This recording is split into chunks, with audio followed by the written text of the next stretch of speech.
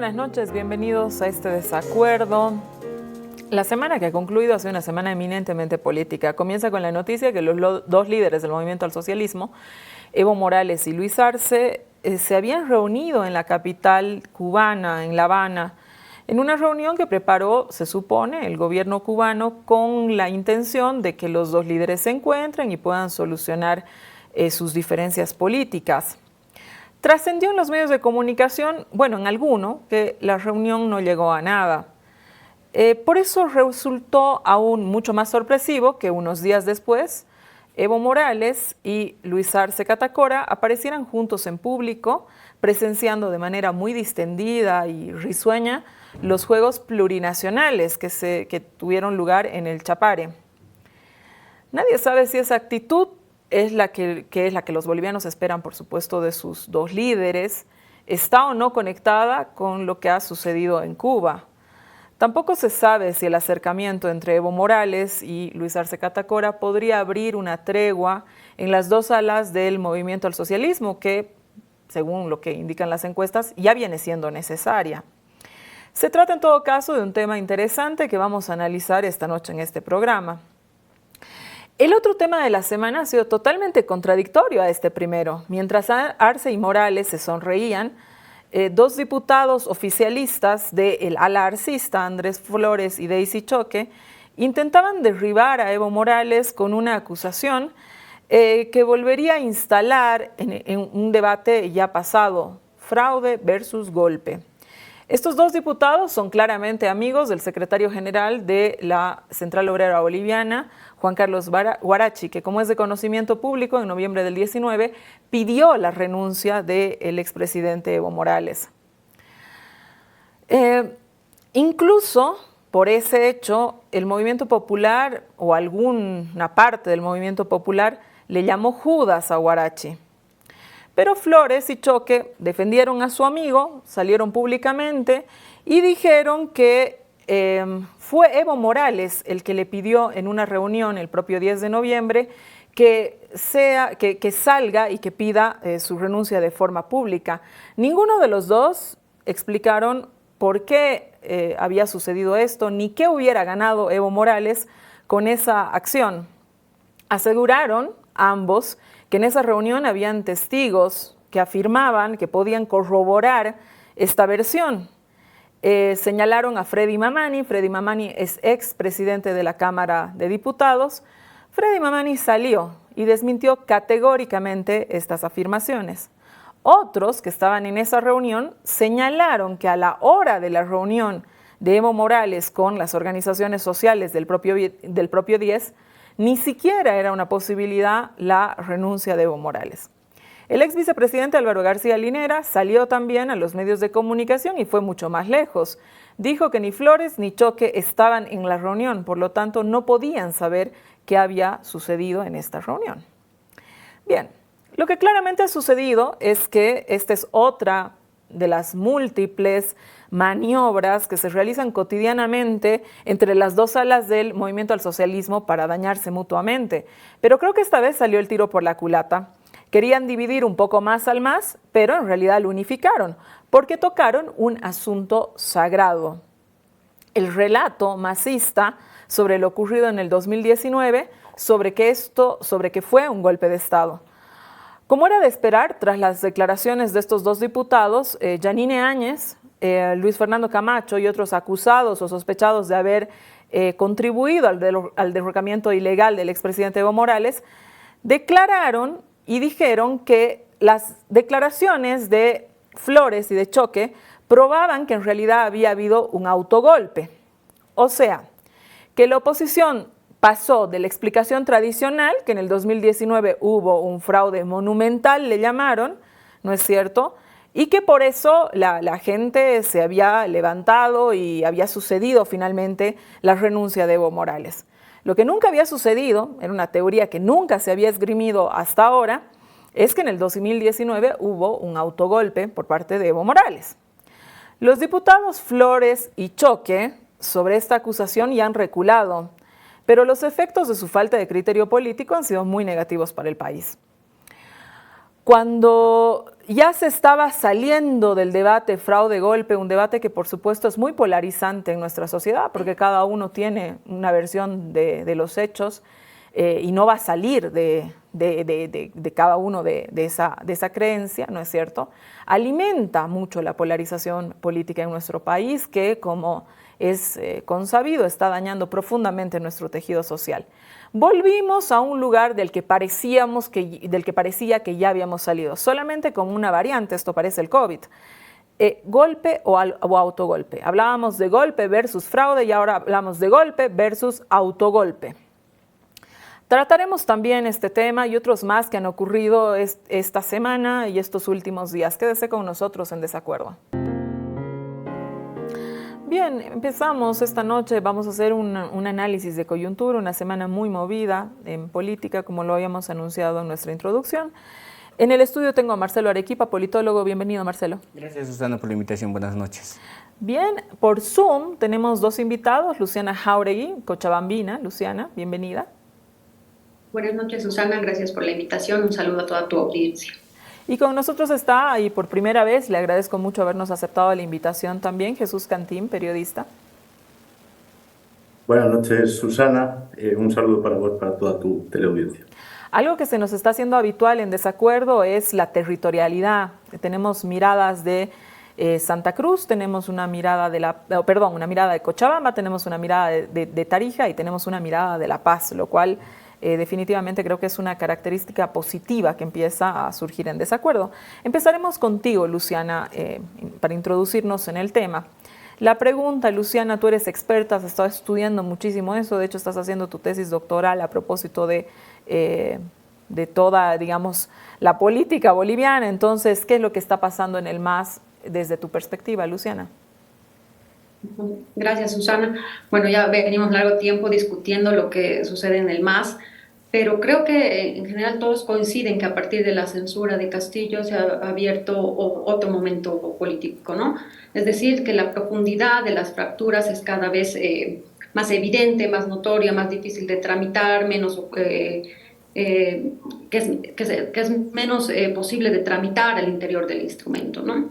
Y yo creo que a pesar de que ha habido este encuentro y estas señales de cercanía entre Evo y Arce, lo que se ha mostrado en realidad es que hay una fisura profunda, pero que al mismo tiempo hay una demanda del Pacto de Unidad, sobre todo de las organizaciones sociales, para garantizar la continuidad del proyecto, del proceso de cambio en términos unidos, ¿no? Es decir, unificados, ¿no? Quizás me parece que es necesario inscribir este problema, que es mucho más coyuntural, en lo que desde mi perspectiva es un problema mucho más profundo que tiene que ver con el movimiento al socialismo, ¿no? Normalmente tendemos a ver estas disputas solamente en términos de voluntades, de liderazgos, pero yo creo que es necesario anclar el problema en lo que realmente está sucediendo, ¿no? Y yo creo, y ahí yo pondría tres ejes para discutir que es necesario primero identificarlos y luego, por supuesto, encararlos, ¿no? El primero y más inmediato es, por supuesto, que se discute siempre, que es el procedimiento, ¿no? Cómo se va a dirimir la candidatura 2025 y la disputa de liderazgos, que ya hemos visto que es un debate amplio, si va a ser por internas, si va a ser vía democracia liberal o más bien una democracia más bien de base, más popular, más directa, etcétera, ¿no? Ese es el primer elemento. El segundo elemento es mucho más complejo y tiene que ver que precisamente estas fisuras lo que están haciendo es generar un desgaste ético-moral del MAS, ¿no? Y esto es relevante porque eso quiere decir que las disputas, el debilitamiento de uno no está fortaleciendo al otro, sino que hay un debilitamiento mutuo, ¿no? Y esto está generando más bien un escenario que abona una crisis de representación e inclusive posiciones antipolíticas en la sociedad. Pero ¿a qué me voy más concretamente al MAS?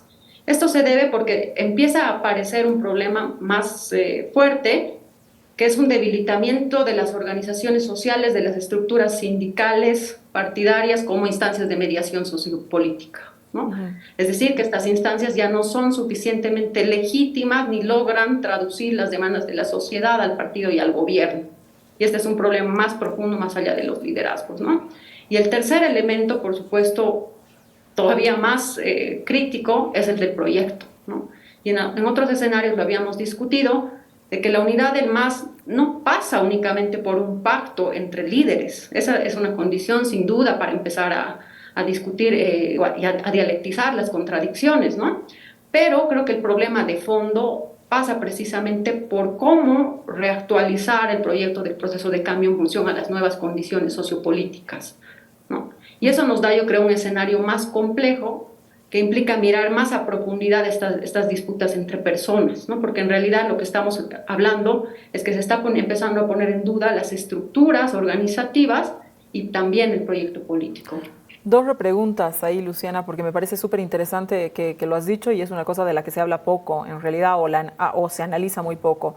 Y es este canal de mediación que eran las organizaciones sociales entre, digamos, las demandas de la sociedad civil, ¿no? Organizada. En Bolivia nos organizamos, ¿no? A través de sindicatos, etcétera, que ya no sean el puente. ¿Te parece que es un tema cupular o es que la misma forma de organización de la sociedad por ahí ha presentado algunas transformaciones?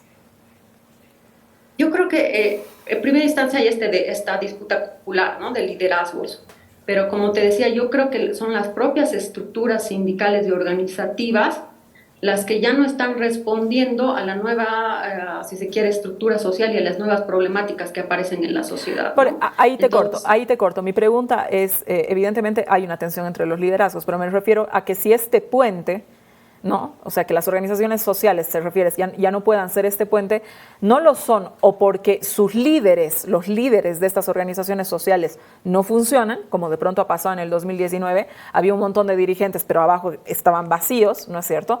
Pero en el 19 has tenido digamos, se activan, ¿no? Estas organizaciones, se activa, digamos, la base de estas organizaciones, regenera rápidamente la dirigencia y pasa lo que pasa, ¿no? Mi pregunta va ahí, es decir, ¿tú crees que ya sea otro modo de organización, digamos, más allá de quienes sean los dirigentes, o que es un problema sencillamente dirigencial? No, yo creo que hay, por supuesto, una distancia entre liderazgos y bases, ¿no? Liderazgos intermedios y bases, pero también hay un problema de la estructura misma, ¿no? Y de su capacidad para recoger demandas y, sobre todo, empiezan a ser cuestionadas en un nivel más profundo que tiene que ver con clientelismo, cooptación, inmediatismo, ¿no? Y eso, y además con el surgimiento de otras instancias, quizás mucho más urbanas, populares, juveniles, que empiezan a ganar espacios, ¿no? O sea, por lo menos hay un escenario de disponibilidad subjetiva y organizativa en la sociedad que está emergiendo y que todavía nadie está capitalizando. Otra pregunta, Luciana, desde tu perspectiva, ¿por qué tendemos a volver inmediatamente cualquier cosa activa, ¿no? La discusión de lo que ocurrió en el 2019? Es decir, pareciera que se trata de una fijación, de un trauma, porque, digamos, en rigor, si uno esculca mucho sobre las declaraciones que han hecho estos diputados, quizás los resultados de todo, ¿no? Igual hubieran sido los mismos, es decir, si se lo mira menos emocionalmente, ¿no? Capaz, y los resultados hubieran sido exactamente los mismos. Entonces, ¿por qué tenemos esa, digamos, fijación? Inmediatamente volvemos a ese mismo lugar. Toda la semana hemos estado en los medios de comunicación, en los titulares de prensa, etcétera. Se ha estado discutiendo sobre los hechos del 2019. ¿Qué crees que signifiquen? Bueno, yo creo que el 2019, la profundidad, todavía no lo hemos analizado seriamente, pero realmente la profundidad de la crisis del 2019 es que es un elemento constitutivo, ¿no? Es un elemento donde se abre un escenario de disponibilidad hegemónica, se reconstituyen los liderazgos, se abren nuevos liderazgos, nuevas problemáticas, el MAS pierde algunos elementos vacías, su proyecto político surgen otros, etcétera, ¿no? Y el nuevo escenario político, los propios actores beben de su legitimidad de ese momento histórico, ¿no? Entonces, por un lado tenemos a los sectores de oposición que inmediatamente necesitan legitimar su presencia política a partir de una narrativa y una significación de ese evento, ¿no? Aunque por supuesto lo que hemos visto en esta semana es que en los propios actores de oposición no existe una consistencia de la narrativa, ¿no? Es decir, lo que tú decías, ¿no? Pasamos de un momento del fraude a otro momento del autogolpe, no hay pruebas del fraude monumental, que decía Carlos Mesa, por ejemplo, no es un vacío hasta el día de hoy, la propia categoría de autogolpe, ¿no? Que que un segmento del Estado participa en el golpe, eso significa autogolpe. Eso no sucede, ni aunque la COP se le haya pedido la renuncia o no, etcétera, ¿no? Es decir, hay una inconsistencia en los discursos de la oposición que muestra precisamente la debilidad de sus argumentos y de la sostenibilidad de estos, ¿no? Pero eso no quiere decir que permanentemente estos sectores más bien instrumentalicen las pugnas del MAS para volverse a legitimar y ganar presencia en la agenda política que últimamente han perdido, ¿no?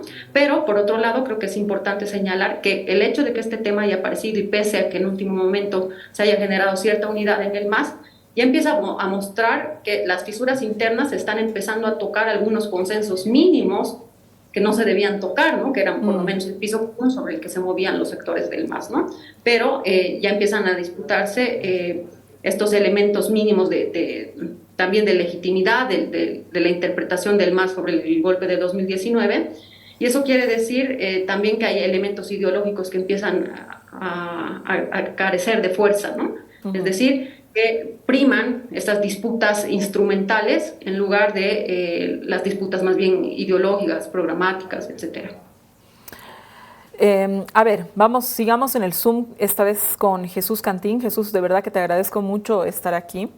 El periódico en el que trabajas, El País de Tarija, hace unos artículos muy interesantes para contar los entretelones de los hechos políticos. Algún momento me vas a contar cómo consigues esa información, pero de verdad son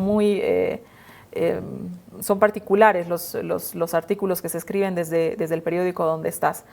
¿Cuáles piensas que fueron los entretelones de la reunión que hubo en Cuba? Y luego, ¿no? Porque inmediatamente se suponía que ahí no había pasado nada, pero luego nos encontramos con una foto de absoluta distensión entre Evo Morales y Luis Arce, una foto que muestra todo menos pelea, ¿no? Bueno, probablemente lo que pasa es que desde la lejanía y con otras fuentes que toman un poco de aire se pueden ver las noticias, la actualidad política desde otro punto de vista, ¿no? Entonces, creo que sí que la crónica política que hacemos en el país es bastante objetiva con lo que pasa, con buena información, ¿no? Esta semana ha habido en la coyuntura, lo primero que habría que preguntarse es si ha habido ruptura, si ha habido reconciliación, ha habido ruptura. Implica que ha habido una ruptura. Hemos escuchado al senador Loza precisamente negar la mayor, ¿no? Decir que no ha habido esto. Es evidente que sí ha habido una ruptura dentro del movimiento al socialismo durante estos días por los temas públicos, ¿no? Por los temas que se han hecho públicos, las denuncias, en fin, toda la actividad alrededor del ministro Eduardo del Castillo, en fin.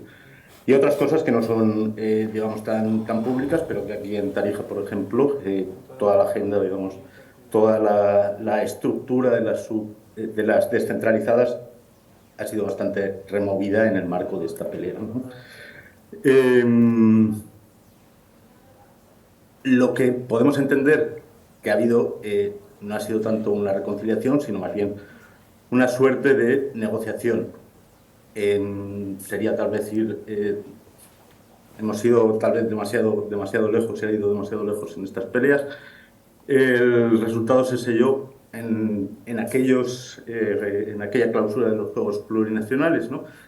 Pronto seguramente se conocerán más detalles. Ahora mismo se puede inferir que ha habido un pacto en el que Morales será el candidato, porque difícilmente estaría a las risas en un pacto, en un acuerdo en el que no fuera. Morales no le gusta perder nunca, y por el otro lado Arce, digamos, ha comprado algo de tiempo para su gestión, ¿no? Realmente lo necesita después de una sobredosis de malas noticias y de asuntos de mucha incertidumbre, sobre todo en lo económico. Veremos si todo esto es finalmente solo una táctica o es realmente una reconciliación, un pacto, un acuerdo que dé más futuro.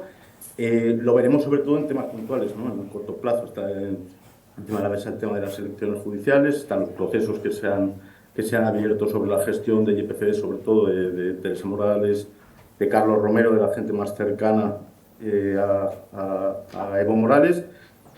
Y lo veremos también, sobre todo, en el papel que vaya a tener el ministro de Gobierno, Eduardo del Castillo, que en su reposesión fue bastante duro y bastante combativo. Bueno, bien interesante lo que dices. A ver, vamos a ver cómo se van dando los hechos, especialmente sobre las candidaturas. En principio ya han salido, ¿no?, algunos créditos. Hemos visto a Andrónico Rodríguez anunciar la aprobación de algunos créditos, a ver qué es lo que sucede más adelante. Jesús, quiero ir al otro tema de esta semana. ¿Te parece que este nuevo relato del autogolpe tiene algo a lo que aferrarse más allá de los dichos de Flores y de Choque? Esto te lo pregunto porque ahí, digamos, si uno lo mira de lejos, es decir, ¿qué ganaría Evo Morales con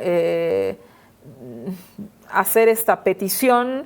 En la oposición señalan, dicen, lo que pasa es que quería generar caos social, pero cualquiera con un mínimo de honestidad intelectual dice el caos social ya estaba. Es decir, el 10 de noviembre nosotros veníamos con un caos social en mi vida personal sin precedentes, digamos, ¿no? Es decir, no era que no había convulsión en el país, porque pareciera que la oposición y Áñez y qué sé yo, parecen aferrarse a una idea de que Evo Morales se ha ido porque le parecía una buena idea irse. Así como agarro un avión, me voy de vacaciones a México porque está como bueno, ¿no? Irse de vacaciones a México, no sé, ¿no? Es decir, esa es un poco la idea, no solamente que le venden al público, sino pareciera que se venden a sí mismos, ¿no? Así tú dices, bueno, convulsión social, claro que había, es decir, nadie que haya vivido en ese momento en Bolivia puede decir otra cosa, ¿no?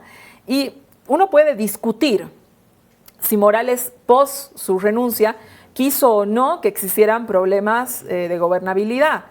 Pero antes no es muy lógico, digamos, hacerse a sí mismo problemas de gobernabilidad como la oposición intenta mostrarlo, ¿no? O sea, no sé qué te parece a ti, pero me parece que, digamos, hay ciertos relatos que luego cuesta mucho sostener, ¿no? Sí, bueno, primero, devolver este tema a la primera plana, digamos, como parece que se ha intentado, digamos, en estas semanas, para mí es un tema que no suma electoralmente nada a ninguno, ¿no? Porque ambas partes están muy convencidos de lo que sucedió y todos los vacíos, digamos, se cierran o se cubren con polarización, ¿no? Plantear un autogolpe, es verdad que hay, o sea, es verdad que hay vacíos en el relato de golpe de Estado, ¿no? O sea, hay varios hechos que no se acaban de cerrar, de entender por qué motivo se desencadenó tan rápido la renuncia. Ahora, plantear que había un escenario de un intento de autogolpe tiene también los mismos vacíos, ¿no? Un autogolpe implica una parte del Estado comprometido con esto y, sobre todo, digamos, un apoyo popular masivo que en los 21 días precedentes a la renuncia de Evo Morales no se sintió en el país, ¿no? O sea, hubo movilizaciones puntuales, hubo movilizaciones algo más profundas en Cochabamba, pero no hubo, digamos, una respuesta organizada, digamos, de los sectores más afines al MAS contra los que sí se movilizaban en aquellos días, ¿no? Entonces, plantear un autogolpe tiene ese vacío, ¿no? O sea, ¿quién iba a acabar de completar ese tema? Nosotros estuvimos en Buenos Aires y Evo Morales habló sobre el pedido de renuncia, digamos, a los parlamentarios. Él nos habló sobre que él sí pidió la renuncia de sus parlamentarios, que eso pasó por los órganos de decisión de las propias cámaras y al final se determinó que no era la estrategia y se decidió de otra manera, ¿no? Hay demasiados vacíos y es extraño, digamos, plantear un autogolpe que evidentemente lo que sí demuestra es que no hay un relato sostenido, digamos, en la oposición sobre lo que pasó en aquellas fechas de 2019, ¿no? Bien, a ver, vamos al estudio. Marcelo, otro evento político de la semana es que se anunció desde la gobernación de Santa Cruz que Luis Fernando Camacho, gobernador, tenía permiso para participar en el Consejo Nacional de Autonomías, pero luego esto no pasó. Más allá de la crueldad que representa crear expectativas que luego no se pueden sostener sobre una persona presa, lo cierto es que parecía que fue un globo de ensayo para ver si la gente volvía a movilizarse o no en respaldo a Camacho. Y el globo se pinchó.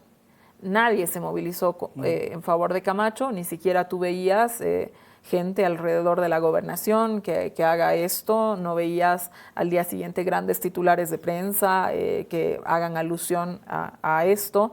Y tampoco vimos ningún tipo de manifestación dentro de la propia reunión del Consejo Nacional de Autonomías, ¿no?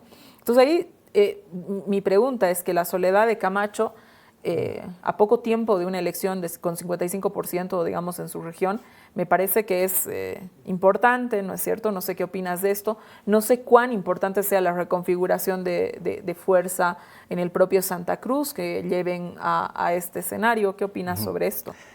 Mira, es muy notorio que desde que el señor Camacho es detenido y en adelante, deja de ser, por un lado, la principal cabeza de la oposición política en el país, el señor Camacho.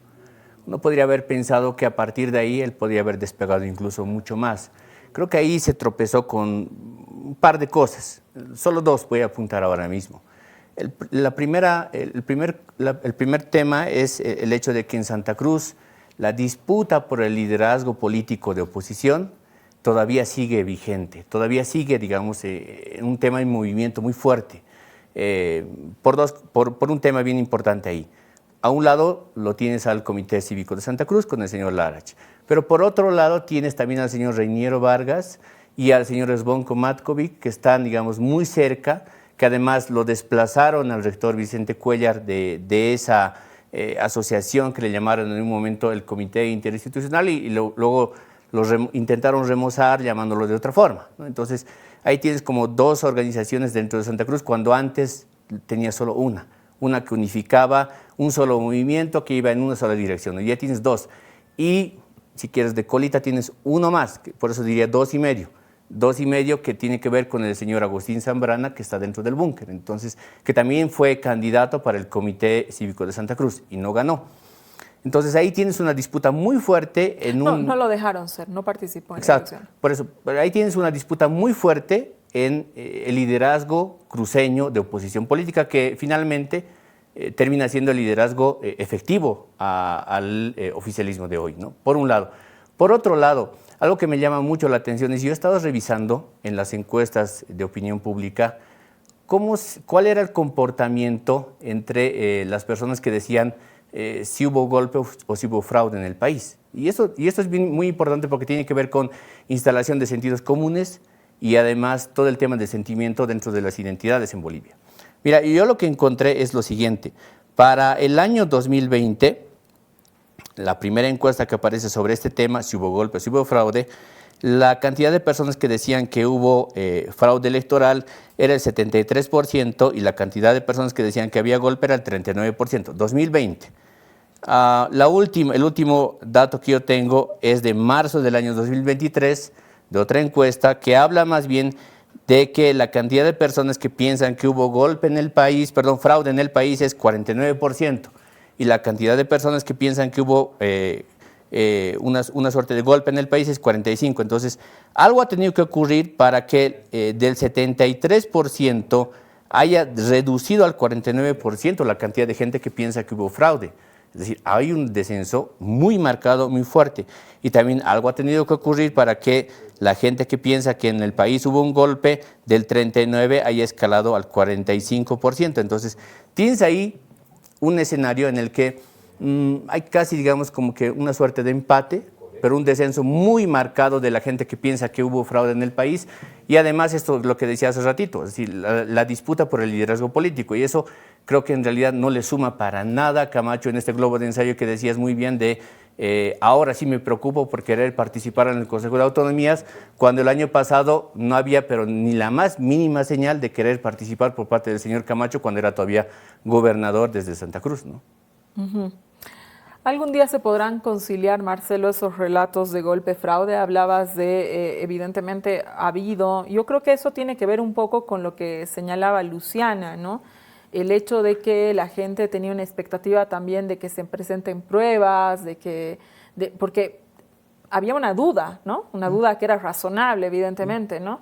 Va pasando el tiempo, ¿no? Se van presentando pruebas, van apareciendo voces autorizadas que van impugnando y además la propia elección del 2020, ¿no es cierto? Cuando, si uno lee textualmente el informe de la OEA, una de las pruebas que había habido golpe era que el MAS había obtenido el 97% de los votos en algunas mesas. Resulta que en esas mesas, en la próxima elección, después de que un padrón que la propia OEA marca con el 98% de fiabilidad, el MAS obtiene 99% en esas mismas mesas a las que había observado, ¿no es cierto?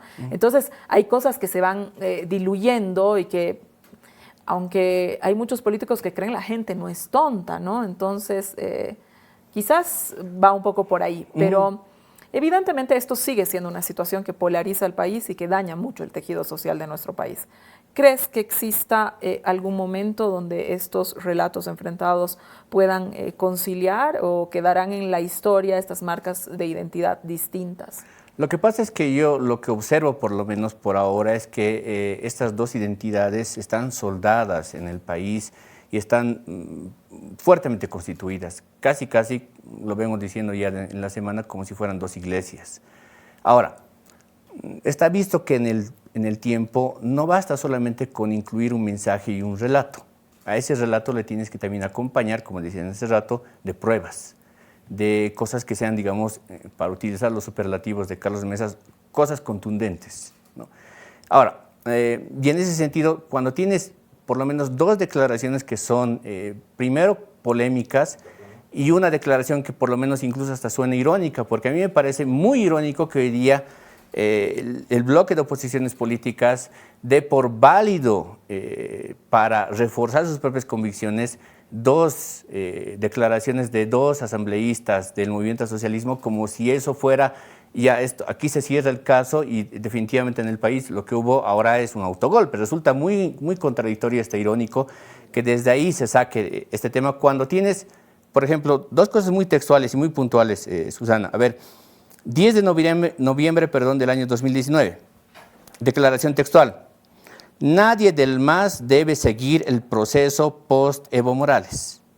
10 de noviembre. ¿Quién lo dice? Carlos Mesa. O sea, esta es una declaración muy fuerte que va en el sentido de nadie después de la renuncia del señor Evo Morales, del expresidente Evo Morales, debe seguir ese proceso. Y lo está diciendo el principal candidato de oposición política en el país en ese momento. O sea, para quienes pensaban que aquí no había un plan que intentaba mover y atentar contra un proceso democrático, pues digamos, esa es una prueba. La segunda prueba. Luego de llegar a La Paz, al colegio militar y antes de ir a la asamblea, me reuní brevemente con Fernando Camacho y otros cívicos que lo acompañaban en el Hotel Casa Grande. Al llegar, me sorprendió el protocolo para llegar a él. Página 53 del libro de la señora Yanine Áñez. Y una cita más. Nos llevaron a la Academia de Policía para ponernos a buen recaudo. Allá nos encontramos con Fernando Camacho y Marco Pumari, ambos vestidos de uniforme policial. También llegaron los senadores Ortiz y Murillo. Ahora termino. Ahí esperábamos y por los medios de comunicación nos enteramos que Morales estaba saliendo del país en un avión mexicano. Quedé totalmente sorprendida y le pregunté a Fernando Camacho si sabía algo y él me dijo que sí, que en eso se había quedado y, comillas, que mi papá me dijo que todo iba bien. Esas fueron sus palabras. Página 58 del libro de la señora Áñez que acaba de publicarse. Entonces, si tú sigues un poco la secuencia de estos temas, como decía hace rato, al relato de que hubo supuestamente un fraude monumental, tenías que haberle sustentado con pruebas, pero cuando lo que tienes hacia adelante son este tipo de pruebas de que, por un lado, Carlos Mesa sale a decir el mismo día que renuncia Evo Morales, nadie del MAS debe asumir el proceso democrático, y segundo, tienes estas declaraciones de la señora Áñez, cuando menos esto hace un poco de aguas, ¿no? Bien, me voy a ir a un corte. Quédese con nosotros en Desacuerdo, que estamos hablando de coyuntura política. Muy bien, volvemos a este desacuerdo esta noche. Estamos haciendo un análisis de la coyuntura política, una semana realmente álgida en temas políticos. Han pasado temas verdaderamente contradictorios, un encuentro muy distendido entre Evo Morales y Luis Arce. A la vez, dos diputados del ala arcista señalan que Evo Morales dio la instrucción a Huarachi para que diga para que le pida la renuncia. Sale el bloque masista entre arcistas y evistas a cuestionar esa declaración. Los diputados esto reculan. A la vez tienes inmediatamente una reacción normal de la oposición que dice, bueno, era un autogolpe y ahora se termina de cerrar este relato. En fin, es decir, volvemos, digamos, a un debate que pensábamos que estaba superado con la variante autogolpe, ¿no es cierto? Sin dejar de decir nuevamente que este es un debate que polariza mucho en la sociedad y que tensiona definitivamente muchísimo a la sociedad boliviana y destruye el tejido social. A ver, acaban de decirnos nuestros invitados un análisis de los tres temas, yo creo, más importantes, que al final se condensan en uno, ¿no? Pero yo quiero hacerles un poco que la misma pregunta a los tres. Voy a empezar con el Zoom, vamos con Jesús Cantín. ¿Qué podemos esperar, Jesús, en el campo político, digamos, hasta fin de año? ¿No? Viene Congreso del MAS, viene decisiones también a la propia oposición de qué decisión tomar. Hay muchas voces de la oposición que hablan de la necesidad también de unidad de la oposición. Hay varios que ya han salido y han dicho que van a ser candidatos, ¿no? Es Susana, una senadora de Comunidad Ciudadana, un ex jefe del MNR, ¿no? Que han salido y se creen que pueden ser presidenciables. Otros que están ahí, el propio Carlos Mesa, ¿no? Entonces, ¿qué podemos esperar del campo político? ¿Cómo va a ser la cuestión con lo del MAS, que definitivamente es una tensión que, como tú bien lo has señalado, ¿no? Pueden existir, digamos, ahora unas sonrisas. De pronto tú señalas que es un candidato ya definido, pero podría variar esa situación, no variar, ¿no? Y la oposición. Bueno, para mí lo fundamental, lo que va a acabar encuadrando todo es el desarrollo económico, no tanto ni siquiera a nivel Bolivia, sino lo que está pasando en la región y lo que está pasando en el mundo, ¿no? Parece que se está frenando, digamos, el alza de tipos de interés de los grandes bancos centrales de las potencias. Entonces, de alguna forma, la parte inflacionaria de esas presiones se empezarán a estabilizar, pero por otro lado entrará la recesión, ¿no? Y eso, al final, de una u otra manera, nos acaba afectando en Bolivia fundamentalmente, y si llegara a ponerse de algún color demasiado grave, todo lo demás, digamos, quedaría en nada, ¿no? O sea, lo fundamental sería la parte económica, que, bueno, en este país ya sabemos que puede hacer caer a cualquiera, ¿no? De la parte de oposición, un inciso sobre el tema de Camacho, ¿no? O sea, de alguna forma, Camacho era clave en un relato, digamos, sobre la posición de fuerza de Santa Cruz respecto a la relación del Estado, ¿no? Incluso, hay teorías de que aprovechó, digamos, la ocasión en 2019, pero su objetivo de alguna forma era otro, ¿no? Era el tema de recomponer o repensar la relación de Santa Cruz con el Estado, incluso abriendo vías secesionistas, ¿no? Que de alguna forma se camuflan dentro del tema federal, en fin, estas cosas que se están escuchando, pero que de fondo va a eso, ¿no? De alguna forma, Arce ha desactivado esta vía que, si no nos olvidamos, digamos, en noviembre se llegó a verbalizar en un cabildo y no se ha llegado a concretar en nada, ni siquiera las amenazas de revocatorio y varias otras cosas, ¿no? Por el medio, bueno, ya sabemos todo lo que ha pasado. Fundamentalmente es que el Camacho ha sido extirpado, digamos, de la gobernación, está en Chonchocoro, y desde ahí ha perdido la relación con sus bases, digamos, entonces esa parte de movilización, o sea, su fuerte, que le ayudaba también a conectar con los sectores económicamente poderosos, digamos, de Santa Cruz, que de alguna forma lo sustentaron, pues eso ya no está pasando, ¿no? Entonces esa parte, de aquí hasta fin de año, no creo que se reactive, precisamente por lo que hablaba al principio, ¿no? El tema económico es el que está mandando y se sobrepone sobre todas las cosas políticas. Por la parte del MAS, de aquí a fin de año, yo creo que muy pronto se va a saber si realmente hay una reconciliación, ¿no? O sea, yo, bueno, hacía una teoría, digamos, de lo que podía haber pasado entre esa reunión de Cuba y esa foto de las risas, ¿no? O sea, para mí tiene que haber un acuerdo en el que ambos salgan beneficiados. Veremos si se materializa. Creo que será pronto, ¿no? Que se vea esto y veremos también si se profundiza en este debate de golpe versus fraude, ¿no? Al que tantas veces se alude, que electoralmente no suma y que en todo caso le puede servir al gobierno, digamos, para endurar algo que electoralmente tampoco suma, ¿no? Entonces, yo creo que hasta fin de año la clave va a ser la economía y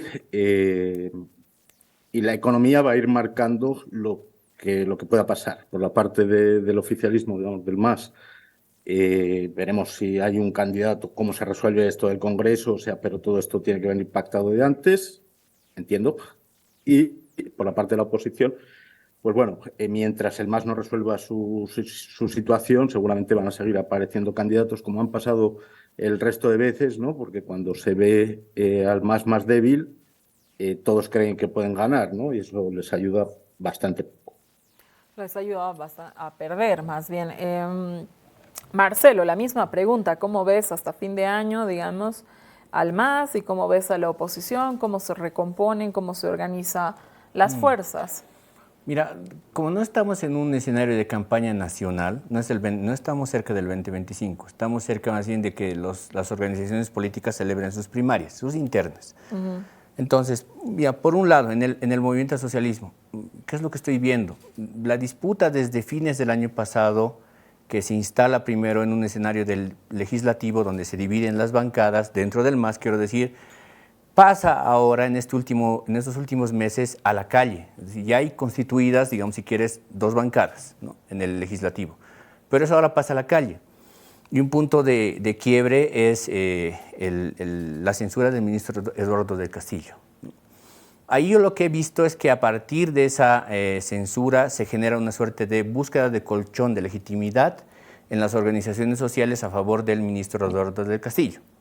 Pero además de eso, y un ejercicio que realicé hace unas semanas atrás, justo a partir de esa reunión que tiene el presidente Luis Arce con el Pacto de Unidad y con la COP, es ver durante todo este año, desde enero hasta ese momento de este año, cuántas organizaciones sociales le dan el respaldo al presidente Luis Arce, porque creo que la disputa se traslada ahora hacia la calle, a las organizaciones sociales. Entonces, yo lo que encuentro es que durante todo este tiempo, durante todos estos meses de este año, el presidente reúne y además publica en su Twitter, en su cuenta oficial, 57 respaldos de organizaciones sociales, que no es poca cosa, es decir, es un escenario por eso que se traslada hacia la calle. Ahí lo que veo también es que Evo Morales lo que está haciendo es lo mismo, es decir, es ir al territorio a nivel nacional e intentar sumar respaldos. Unos más, otros menos. Pero bueno, creo que se trata más bien ahora mismo de sumar algo que Evo Morales repetía muchísimo cuando estaba gobernando, que era bases sociales. ¿Cuál es tu base social?, ¿no? Y creo que el presidente Luis Arce está construyendo justamente eso, su propia base social. Entonces, la disputa está ahora en la calle. Entonces, de ahí en adelante, hacia las primarias electorales, veremos. Además, todavía ni siquiera sabemos si el presidente Luis Arce va a ser candidato dentro del MAS, quiere ser candidato dentro del MAS, no. Sí sabemos de Evo Morales, pero del presidente Luis Arce no. En el bloque de oposiciones, y muy rápido, yo lo que encuentro es que hay un vacío enorme, porque por lo menos hasta antes de que cierre este periódico nacional, que todos conocemos, las encuestas daban un resultado de que gran parte de la población que no le va a votar al MAS jamás, y que le vota a la oposición política, 8 de 10 por lo menos, decían que no estaban de acuerdo con ningún candidato de oposición política hoy día vigente, que querían un candidato nuevo. Ahora, ¿cuál es ese nuevo? Hoy día, lamentablemente, no hay ningún nuevo y todos los que encontramos en el escenario, digamos, de la disputa política son, digamos, los que ya conocemos. Entonces, para mí ese es un dato importante, es decir, ese dato de la gente que no lo va a votar nunca al MAS, pero 8 de cada 10 dentro de ese universo dice, necesito uno nuevo, no quiero ninguno de estos. Entonces, ahí hay un desafío todavía mucho más grande de orden de liderazgo y de orden de, creo, relato que todavía no está construido. Vámonos al Zoom. Luciana, la misma pregunta para ti. ¿Cómo ves el escenario político de aquí a fin de año? ¿Cómo ves al MAS? Tomando en cuenta que el MAS dentro de poco tiene sus congresos nacionales, que por supuesto van a definir qué es lo que va a pasar, aquellos mecanismos de lo que tú hablabas de elección de candidatos. Por lo tanto, evidentemente, yo ahí recojo que estas acciones, según lo que señala Marcelo, estas acciones tanto de Arce como de Morales, yo las leería acciones de campaña, ¿no? Encarando, tomando en cuenta que definitivamente el 20, dentro de poco vas a tener un proceso de decisión, y el 24 un proceso de cual sea la fórmula, ¿no? La forma de democracia, ya sea liberal o sea intercultural, donde se va a elegir algo, ¿no? Entonces, no sé cómo lo ves tú. Yo creo que es importante, y lo remarco mucho, en este momento hacer una lectura sociopolítica, ¿no? Es decir, últimamente nos hemos quedado entrampados en estas luchas cupulares que tienen en cierto modo a ser autorreferenciales. Ya me voy a ir a eso, ¿no?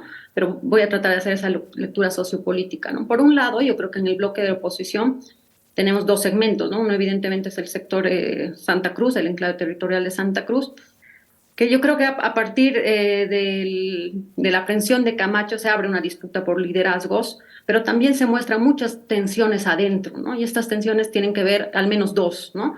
Una es una tensión entre las élites políticas y las élites económicas. No hay una completa coordinación, ¿no? Estoy hablando CAINCO, CAU, la Federación de Empresarios Privados de Santa Cruz, por otro lado el Comité Cívico, por otro lado esta nueva coordinadora de la democracia que se ha creado, ¿no? Entonces ahí hay una disonancia entre élites económicas y élites políticas, lo que en otro momento funcionaban de modo articulado, ¿no? Por otro lado, hay otra división dentro de las élites políticas mismas, entre una tendencia moderada, que es la que está tendiendo a primar bajo el liderazgo del rector Cuellar, y una tendencia más bien radical, ¿no? Encabezada ya sea por Sbonco o por el vicerrector Vargas, ¿no? Y en el fondo, lo que está planteando esta situación es que en Santa Cruz se empieza a abrir un dilema estratégico, ya como en un horizonte de más largo plazo, ¿no? Que tiene que ver si Santa Cruz va a apostar por un repliegue territorial y un radicalismo más hacia adentro, ¿no? Que es esta idea del federalismo, incluso lo decía muy bien Jesús, con unas tendencias inclusive separatistas, etcétera, o más bien va a apostar por esto otro que decía el propio Larach, de enamorar Bolivia, ¿no? Que quiere decir pensar el cruceñismo en clave nacional, ¿no? Que es como los dos desafíos a largo plazo, ¿no? Entonces eso nos está diciendo que la forma en que se resuelvan esas pugnas internas también van a tener un efecto en la dinámica nacional, ¿no? Y por supuesto tiene que ver con cómo va a conectar Santa Cruz con la oposición política de Occidente, que no ha sido tampoco fácil, ¿no? Esas fisuras territoriales en el propio bloque dominante no se han resuelto, ¿no? Es decir, no vemos a un Occidente completamente abierto a subsumirse al liderazgo cruceño, ¿no? Entonces ahí hay una tensión que debe resolverse, ¿no? Del otro lado, en el MAS, yo creo que ya hemos hablado en estos tres aspectos centrales de procedimiento, de estructura y de proyecto, que son los temas de fondo. Coincido plenamente con Jesús de que la economía es determinante para la forma en que se viabilice o no la gestión pública, y eso afecta no solamente al gobierno, sino al MAS en general, al partido en general. Sí, por supuesto, se están jugando ahora las dinámicas políticas en dos escenarios. Uno es la Asamblea Legislativa y otro es el partido, ¿no? El partido, el campo multiorganizacional del MAS, con la forma en que se fideliza las alianzas organizativas, ¿no? Entonces, sin duda, ahí está un elemento. Pero bueno, esta que es un nivel si se quiere, político, hay que conectarlo con el nivel social y es el que a mí me preocupa más, ¿no? Y tiene que ver precisamente con este surgimiento, por un lado, dentro del MAS de los decepcionados, esto se puede ver muy bien en las encuestas de diagnósticos, ¿no? Decepcionados, indiferentes, del otro lado igual tenemos indiferentes, decepcionados, todos quieren algo nuevo. Algo nos está diciendo eso mientras nosotros debatimos estas pugnas cupulares y no estamos mirando esto que está pasando en la sociedad. Y eso es lo que hay que mirar desde mi perspectiva, ¿no? Y yo creo que lo que está pasando es que ya desde el 2019, pero hasta ahora se ha profundizado más, es que se está rompiendo el vínculo orgánico entre la sociedad civil y la sociedad política. ¿Qué quiere decir esto? Que las dinámicas políticas ya no están respondiendo a las dinámicas y relaciones de fuerza y sentidos comunes que hay en la sociedad, ¿no? Es decir, yo por ejemplo, no estoy segura si las disputas en torno al golpe, autogolpe, etcétera, sean realmente en este momento significativas para la sociedad. A mí me parece que las demandas están yendo por otro lado, ¿no? Que tienen que ver un poco con economía, con institucionalización, algunos inclusive con integración, ¿no? Hay otra serie de demandas que ninguna fuerza política está sabiendo recoger. Entonces, ¿qué es lo que nos genera en perspectiva esto? Y con esto cierro. Es un escenario en el que se abonan posiciones, sentimientos antipolíticas, ¿no? ¿Qué quiero decir con antipolíticas? Que hay otra forma de construir discurso político y posiciones políticas que tienen que ver con una crítica a los actores políticos tradicionales, a las fuerzas realmente existentes, un distanciamiento de la sociedad respecto a las élites políticas, ¿no? Y esto puede abonar escenarios a futuro mucho más complejos. Entonces, yo insistiría en pensar ese vínculo entre la política y la sociedad, que cada vez empiezan a tener una disonancia más grande. Me tengo que ir un corte, quédese, ya volvemos con las conclusiones de nuestro programa. Volvemos ya a las conclusiones de nuestro programa. Empiezo en estudio. Marcelo, si te tocaría titular, resumir en un titular todo este programa, ¿cómo lo harías? Final abierto político con algunas pausas comerciales. Creo que así lo titularía yo, la verdad. Jesús, tú que te toca titular todos los días, después de este programa, ¿cómo titularías el periódico mañana? Bueno, la paz en el MAS marca los tiempos, ¿no? Bien. Luciana. Menos política instrumental y cupular y más política de base y de proyecto. Bien, muchísimas gracias a nuestros tres invitados. Este ha sido un programa súper interesante porque definitivamente ha sido una semana altamente política. Me quedo con algunas cosas que señalaban nuestros invitados en el sentido de que las partes deben empezar a escuchar, y las partes me refiero a los masistas y a los opositores, un poco cuáles son las demandas de la sociedad. Yo creo que las peleas cupulares están dadas en el MAS, pero también vemos peleas cupulares y relatos oxidados dentro de la oposición que definitivamente no están convocando a nadie. Las encuestas dicen 8 de cada 10 en la oposición, pero también dentro del MAS señalan un dato que es nuevo, que se habla de la necesidad de un nuevo candidato masista, pero nuevo. Entonces, yo creo que las cúpulas de los distintos partidos políticos, sea de oficialismo, de oposición, deben escuchar un poco más cuál es la agenda de la gente, sobre las preocupaciones de la gente. Yo creo que aquel que le pueda ofrecer a la gente tranquilidad, ¿no? Entender de verdad la palabra tranquilidad en toda su extensión, quizás pueda ser quien pueda conseguir mayores adeptos detrás. La gente quizás está un poco cansada de esta polarización. Gracias por habernos acompañado esta noche en Desacuerdo. Quédese con la programación de RTP en Bolivia y con la programación de Canal RT en España. Muy buenas noches.